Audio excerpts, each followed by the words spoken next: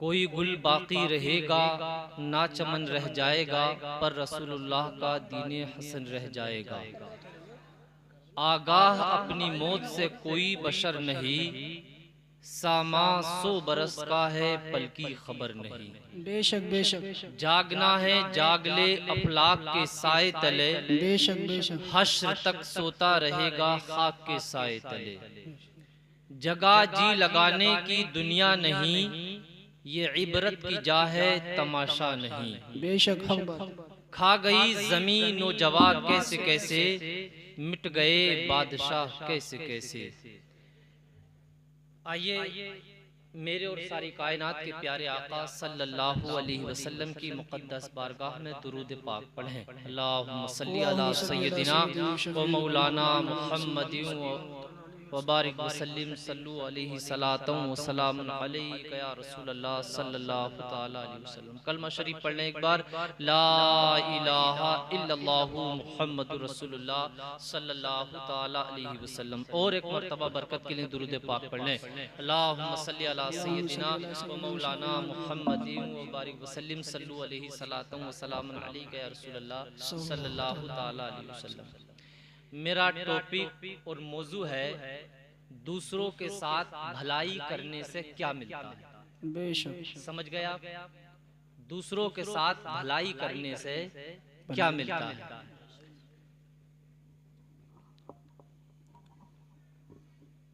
अल्लाह पाक इरशाद फरमाता है, वफ़अलुल खैरा लअल्लकुम तुफ्लिहून, और तुम भलाई करो ताकि तुम कामयाब हो जाओ। बेशक बेशक और मेरे आका ने इरशाद फरमाया, खैरुन्नास मन यनफउन्नास, लोगों में बेहतरीन इंसान वो है जो लोगों को फायदा पहुंचाए। बेशक आज हम अपने इर्द गिर्द दाएं बाएं झांकें तो हमें बहुत कम ऐसे लोग नजर आते हैं जो ये चाहते हैं कि मेरे पड़ोसी का फायदा हो जाए, मेरे सामने वाले का फायदा हो जाए, या मेरा पड़ोसी मुझसे आगे निकल जाए, या जो मेरा शरीक है वो मुझसे आगे हो जाए। हजरात, अल्लाह पाक ने बेशुमार मखलूक को पैदा फरमाया, इंसानों को भी, जिन्नात को भी, और जानवरों को भी, और परिंद चरिंद सबको पैदा फरमाया। लेकिन इन तमाम चीजों में जो अल्लाह ने सबसे ज्यादा इज्जत दी है वो इंसान को दी है, और इंसान को अल्लाह ने अक्लो शऊर भी अता फरमाया है। अब इंसान के साथ इंसान भलाई करे तो इसका दर्जा बहुत ऊंचा और बहुत बड़ा है। इंसान तो बहुत बड़ी चीज रही, अगर इंसान जानवरों के साथ भलाई करे तो उसका बदला रब जन्नत अता फरमाता है। जानवरों के साथ जिनकी हम कोई हैसियत और विसात नहीं समझते, आइए मेरे आका सल्लल्लाहु अलैहि वसल्लम ने पहले जमाने का जिक्र फरमाया, और फरमाया कि एक फाहिशा औरत, बदकार औरत जिसके आमाल खराब थे, बुरे काम करती थी, एक रास्ते से गुजरी, देखा कि एक कुत्ता प्यास की वजह से दम तोड़ रहा है। इसने जल्दी से अपना दुपट्टा निकाला गले में से, उसको फाड़ा और कुएं में डाला, और भिगोकर पानी में कुत्ते के चंद कतरे मुंह में टपका दिए। प्यास जो लगी थी कुत्ते को बुझ गई, उसके चंद कतरों से बदन में जान आ गई और कुत्ता उठ के भाग गया। आका फरमाते हैं कि उस औरत का इंतकाल हो गया। किसी ने ख्वाब में देखा तो वो जन्नत के महलों में टहल रही थी। सुभान अल्लाह, जन्नत के महलों में टहल रही थी। आका ने फरमाया क्यों? कहा इसलिए, कहा अल्लाह ने जो उसने एक जानवर के साथ भलाई की, अल्लाह ने उसके एक जानवर के साथ भलाई करने को इतना पसंद फरमाया कि अल्लाह ने उसकी बदआमालियों को ना देखा, बल्कि एक भलाई के बदले अल्लाह ने उसे जन्नत अता फरमा दी। बेशक बेशक। और अगर हम जानवरों के साथ ही अगर बदसलूकी से पेश आए, बुराई से पेश आए, तो हो सकता है कि हमें एक बुराई की वजह से जहन्नम का दरवाजा देखना पड़ जाए। आका फरमाते हैं कि एक औरत ऐसी थी जिसके घर में एक बिल्ली आई, और जब बिल्ली आई तो उस बिल्ली ने किचन में घुसने के बाद दूध पी लिया या सब्जी खा ली, कोई चीज खा ली।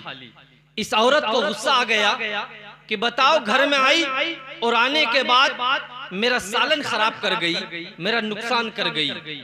गुस्से में लाल ताल हो गई। इसने इंतजार किया अगले दिन आने का।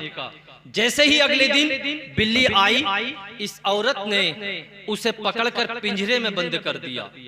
सोचने की बात यह है, जरा ज़मीर को हाजिर करने की कोशिश करें कि औरत ने बिल्ली को पकड़कर बंद कर दिया और 3 दिन तक खबर न ली। आखिर बिल्ली भूख से तड़प तड़प कर मर गई और इस औरत ने उसकी खबर तक न ली। नमाजी थी, दीनदार थी, लेकिन जब इंतकाल हो गया तो अल्लाह पाक ने इसको जहन्नम में डाल दिया। जहन्नम में डाल दिया। इसके नेक अमाल को न देखा, इसकी नमाजों को न देखा, इसकी दीनदारी को न देखा, बल्कि एक जानवर के साथ जो जुल्म किया, उस जुल्म की बुनियाद पर अल्लाह ने इसको जहन्नम में डाल दिया। बताओ, एक बदकार औरत जिसने एक नेकी, एक बार भलाई एक कुत्ते के साथ की, अल्लाह ने उसे जन्नत अता फरमा दी। और इसने एक जानवर के साथ एक बार जुल्म किया, अल्लाह ने नेक अमाल को न देखा और जहन्नम में डाला। ज़हन को हाजिर कीजिए, आज हमारे मुआशरे में दूसरे की कमी ढूंढने में ज्यादा है, दूसरों की इज्जत उतारने में ज्यादा है। आज इंसान मौका देखता है कि किसी तरीके से अपने पड़ोसी को नीचा दिखा दूं, अपने सामने चलने वाले को नीचा दिखा दूं, ताकि किसी सूरत से ये मेरे सामने मुंह उठा के न बोल सके। मेरे प्यारे, अगर तुमने किसी की इज्जत पर हमला बोलने की कोशिश की, याद रख लो, इज्जत देने वाला मेरा और आपका सबका मालिक है। वो जिसे चाहता है इज्जत देता है और वो जिसे चाहता है जिल्लत देता है।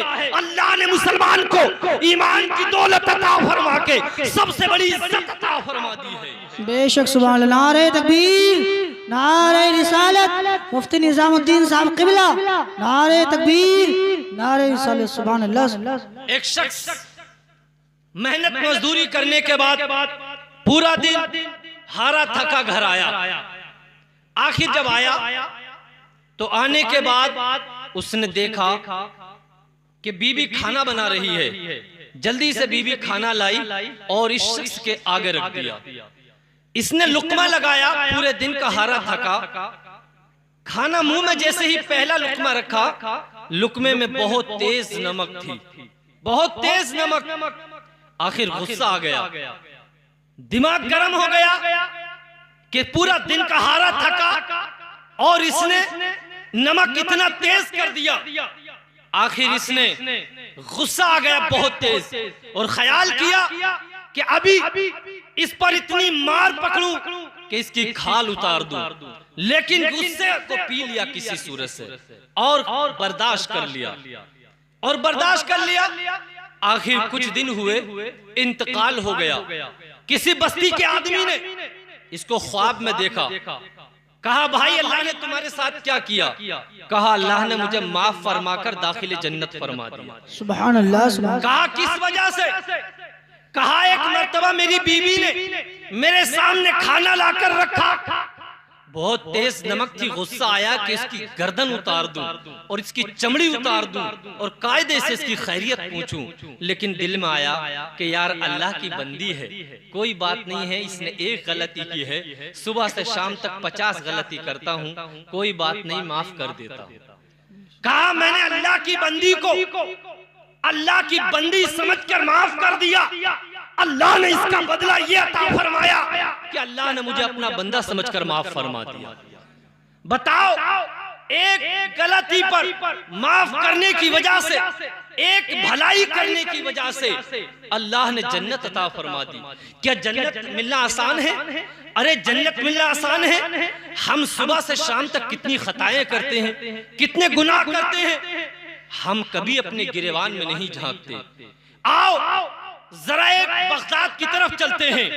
हजरत अब्दुल्ला इब्ने मुबारक कहते हैं बड़े जमानों से बैतुल्लाह शरीफ जाने की, हज करने की तमन्नाएं थी, लेकिन गुर्बत की बुनियाद पर जा नहीं सकता था। बड़ी मुश्किल से एक एक आना करके इकट्ठे किए पैसे। जब 600 दीनार इकट्ठा हो गए, दिल में आया कि अब बैतुल्लाह शरीफ अब हज करने के लिए जाऊंगा।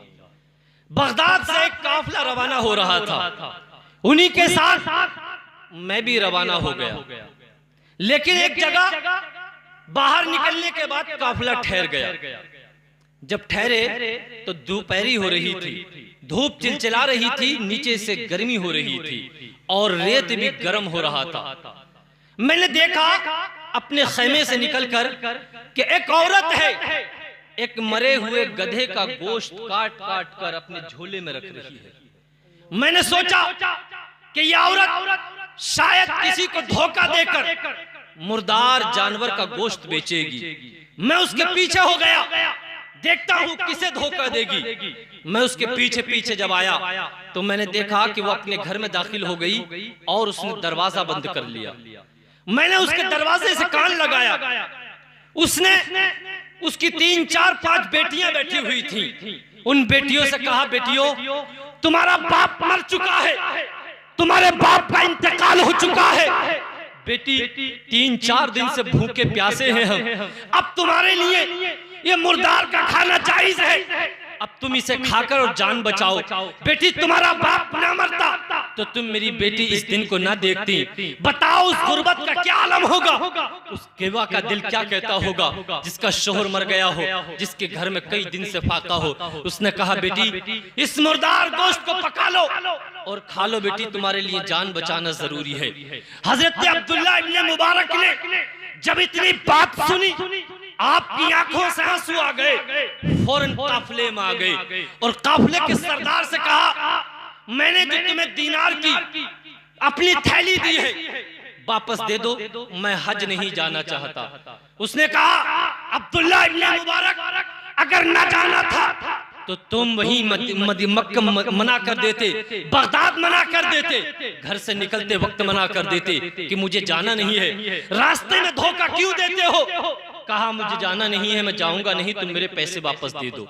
पैसे लिए, थैला लिया, उसी वक्त बाजार गए। जाने के बाद तेल खरीदा, चावल खरीदे, आटा खरीदा, कुछ खाने पीने के सामान खरीदे और खरीदने के बाद फौरन उस औरत के दरवाजे पर आ गए और दरवाजे पर आने के बाद दस्तक दी कि बहन दरवाजा खोलो। कहा, तुम कौन हो? कहा, मैं एक मुसाफिर हूँ, तुम्हारी हाजत रवाई के लिए कुछ सामान लेकर आया हूँ, जल्दी से दरवाजा खोल दो।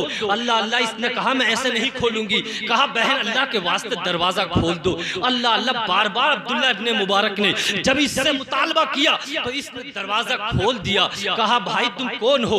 कहा, बहन मैंने सब कुछ सुन लिया है, लेकिन मैं तुम्हारी कुछ मदद करना चाहता हूँ। कहा, तुम मेरी मदद कैसे कर सकते हो? कहा, मैं तुम्हारी मदद करना चाहता हूँ, ये कुछ पैसे हैं और कुछ खाने पीने का सामान लेकर आया हूँ। अल्लाह अल्लाह, इस खातून ने कहा, ऐ अल्लाह के बंदे, तू मुझे जानता नहीं है, इसलिए कि मैं कोई आम बंदी नहीं हूँ, बल्कि मैं रसूलुल्लाह के घराने की शहजादी हूँ, मैं सैयदा हूँ, मैं सदका नहीं खा सकती हूँ, मैं ज़कात नहीं खा सकती हूँ। अगर सदका है तो वापस ले जाओ, अगर ज़कात है तो वापस ले जाओ, इसलिए कि रसूलुल्लाह के घर वालों पर ज़कात को हराम कर दिया गया है, सदके को हराम कर दिया गया है। मैंने सदका खा सकती हूँ, न मैं ज़कात खा सकती हूँ। अल्लाह अल्लाह, इतना जब कहा अब्दुल्ला इब्ने मुबारक रोने लगे। कहा, बहन न सदका है न ज़कात है, ये तुम्हारे लिए इमदाद के तौर पर लेकर आया हूँ, कबूल फरमाओ। इस औरत ने हाथ बढ़ाए तो आंखों से आंसू जारी हो गए, रोने लगी ज़ारो कतार।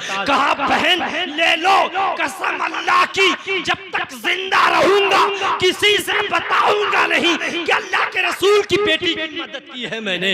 अल्लाह अल्लाह, हमारा हाल ये होता है कि अगर 100 रुपए मस्जिद में दे दें तो हाथ खड़ा करके देते हैं ताकि पीछे के लोग भी देख ले, आगे के लोग भी देख ले, महल्ले वालों को पता चल जाए कि फला आदमी ने मस्जिद में 1000 रुपए दिए हैं। कसम खाकर कहा, कसम खाता हूँ कि जब तक जिंदा रहूंगा किसी को बताऊंगा नहीं कि तुम्हारी मदद की है मैंने।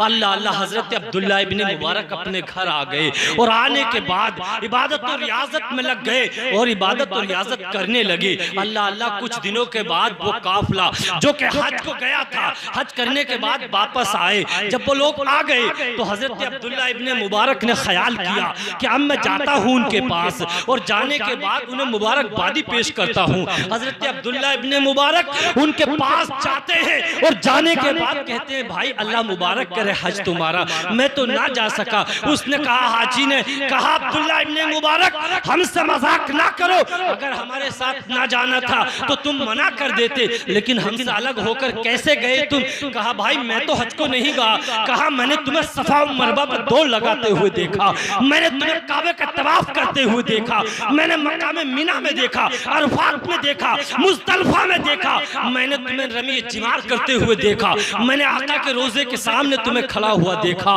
कहा मैं हज को नहीं गया। कहा भाई मैंने तुम्हें देखा। अब यहाँ से गए दूसरे हाजी के पास, कहा भाई अल्लाह तुम्हारा हज मुबारक फरमाए, उनसे मुबारकबादी दी। उन्होंने भी यही कहा अब्दुल्ला अगर हमारे पास साथ ना जाना था तो तुम मना कर देते। कहा हमारे साथ क्यों ना गए तुम? कहा मैं भाई हज को नहीं गया। कहा अब्दुल्ला झूठ ना बोलो, हमने तुम्हें अपने साथ देखा, कभी सफा पे देखा, कभी मरवा पे देखा, कभी अरफात पे देखा, कभी आका के रोजे पे देखा, कभी काबे का तवाफ करते हुए देखा। अब्दुल्ला ऐसा ना करो। कहा तुम हज को नहीं गए? कहा मैं हज को नहीं गया। कहा अच्छा, कहा आओ तुम्हारे लिए एक सबूत ये है। कहा एक सबूत ये है तुम्हारे लिए। कहा तुम मेरे आका के रोजे के सामने खड़े हुए थे, कहा तुम वहां से मेरे पास जल्दी से आए और निकल कर चले गए, लेकिन इतने में एक शख्स आया और आने के बाद उसने कहा अब्दुल्ला इब्ने मुबारक अभी अभी यहाँ पर खड़े थे, उनके पैसों की थैली है, जाओ उन्हें जाकर दे देना। कहा बताओ ये तुम्हारी थैली नहीं है? कहा अब्दुल्ला इब्ने मुबारक ने हाँ हाँ ये थैली तो मेरी ही है। अल्लाह अल्लाह, कहा अब भी यकीन नहीं आता। कहा अच्छा ठीक है चलो दे दो। ये लेकर घर आ गए और आने के बाद मुसल्ले पे गिर गए। अल्लाह अल्लाह, अब्दुल्ला इब्ने मुबारक रोए चले जा रहे हैं, आंसुओं से जमीन भीग गई, मुसल्ला तर हो गया, रोते चले जा रहे हैं और अर्ज करते हैं मौला बात समझ में नहीं आती, क्या मामला है? मैं तो काबे को गया नहीं, मैं तो आका के रोजे पे गया नहीं। मौला वो लोग कहते हैं तुम्हें हमें सफा पे देखा, तुम्हें मरवा पे देखा, काबे का तवाफ करते हुए देखा, लेकिन बात समझ में नहीं आती मौला बात क्या है? अल्लाह अल्लाह, इतने में मेरे आका मदीने से तशरीफ ले आते हैं। अब्दुल्ला कहते हैं अब्दुल्ला उठो, और उठने के बाद देखो तुम्हारे सामने कौन खड़ा है। देखते हैं हज़रत अब्दुल्ला तो क्या देखते हैं? मेरे आका का रुखे ज़ेबा देखते हैं कि मेरे आका तशरीफ ले आए हैं। हज़रत अब्दुल्ला ने मेरे आका के चेहरे की ज़ियारत की है। कहा अब्दुल्ला अब भी यकीन नहीं आता, बताओ कितने गवाह चाहिए? कहा हुजूर बताओ, मैं तो मदीने को गया ही नहीं, मैंने तो मकाम अरफात में नहीं देखा, मैं मीना में नहीं गया। कहा अब्दुल्ला तुमने जो मेरी बेटी के साथ तुमने भलाई की है, उसके साथ जो भलाई की है वो अल्लाह को इतनी पसंद आई है, इतनी पसंद आई है कि अल्लाह ने तुम्हारी शक्ल का एक फरिश्ता पैदा फरमाया है जिसने तुम्हारे नाम का हज किया है। वो कभी काबे में था, वो कभी मेरे रोजे पर था, कभी अरफात में था, कभी मीना में था। लोगों ने उसको देखा, वो समझ गए कि अब्दुल्ला हज के लिए तशरीफ ले आए हैं। और यहीं तक नहीं बल्कि अब्दुल्ला सुन लो, जब तक कयामत आएगी वो फरिश्ता तुम्हारे नाम का हज करता रहेगा, उसका सवाब तुम्हें मिलता रहेगा। सुभान अल्लाह। नारे तकबीर, नारे रिसालत, मसलके आला हजरत, फैजाने आले रसूल, नारे तकबीर, नारे रिसालत। सुभान अल्लाह, सुभान अल्लाह। दूसरों के साथ भलाई कीजिए, अपने पड़ोसी हो या बरादर हो या गैर बिरादर हो, हमेशा जो दूसरों के लिए अच्छा सोचता है अल्लाह पाक उसके साथ अच्छाई फरमाता है। बेशक बेशक। आज हमारे मुआशरे से ज्यादातर ये बात निकल गई है, अगर अपने आप को मुसलमान समझते हो तो दूसरों के साथ भलाई करना सीखो। जंग का मौका है, तकरीबन कई सहाबी जख्मी हो गए। हर एक ये कह रहा है कि अगर एक घूंट पानी मिल जाए तो हो सकता है मेरी जान बच जाए, एक घूंट पानी मिल जाए तो हो सकता है मेरी जान बच जाए। बताओ, जान से भी कोई ज्यादा कीमती चीज हो सकती है कि इंसान अपनी जान के लिए माल को भी कुर्बान कर देता है।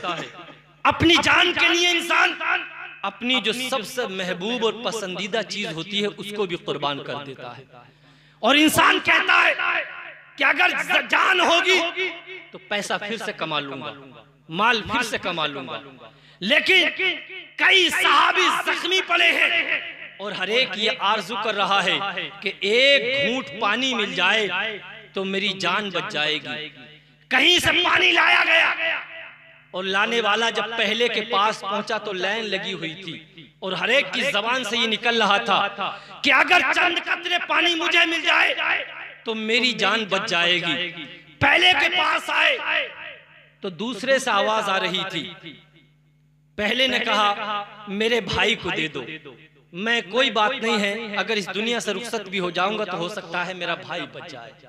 पानी पिलाने वाला दूसरे के पास गया, जब दूसरे के पास गया तो तीसरे से यही आवाज आ रही थी कि अगर चंद कतरे पानी मिल जाए तो हो सकता है मेरी जान बच जाए। पिलाने वाले ने, पीने वाले ने कहा मेरे भाई के पास ले जाओ, हो सकता है उसकी जान बच जाए। जब पिलाने वाला उसके पास गया तो फिर अगले की आवाज आ रही थी कि अगर चंद कतरे मुझे मिल जाएं तो मेरी जान बच जाएगी। इसने कहा मेरे भाई को पिला दो, अगरचे मैं मर जाऊं। आखिर इसी तरीके से पूरे जख्मी जो 8-9 पड़े थे सब पे उतर गई और सब ने यही कहा कि मेरे भाई को पिला दो, मेरे भाई को पिला दो, मेरे भाई को पिला दो। पिलाने वाले ने आखिर कर दिया, लेकिन दूसरे के लिए किसी ने नहीं पिया। पिलाने वाला जब वापस लौट कर आया तो जिसका चेहरा उठाकर देखता उसी की जान निकल चुकी थी, उसी की रूह कब से उनसे पास परवास कर चुकी थी। ये था मुसलमानों के साथ भलाई करना, ये था मुसलमानों के साथ भलाई करना कि अपनी जान जाए तो जाए लेकिन अपने मुसलमान भाई की जान पर आंच नहीं आनी चाहिए।